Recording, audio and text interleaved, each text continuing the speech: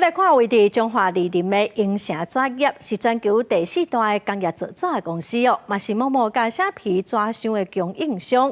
早起有环保团体就指出讲，英城纸业目前提出扩厂的计划，在环评生纸。因指控讲，英城伫农地区违章，佮挑抽地下水，排放超过标准的废水，是真恶质。所以因呼吁讲，千万唔通互即款的厂商扩厂。为空翕的相片会当看到，伫一片农地内底，形成纸叶的工厂就起伫内底。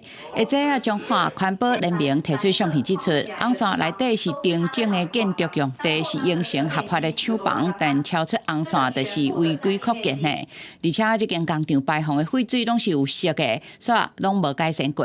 他现在使用的这些地，有一半以上都是农地违规、农地违建，是在特定农业区上，非常可恶。排放口永远都是这种橘黄色的颜色。农民抽来要灌溉地下水，会当看到是深柑仔色的，在地居民不免怀疑是防污染着。环境保障权基金会指出，为环评的资料显示，英城共定抽180万吨地下水，但由于里企业社会责任报告指出，抽超过220万吨，恐惊是造成地层下陷的帮凶之一。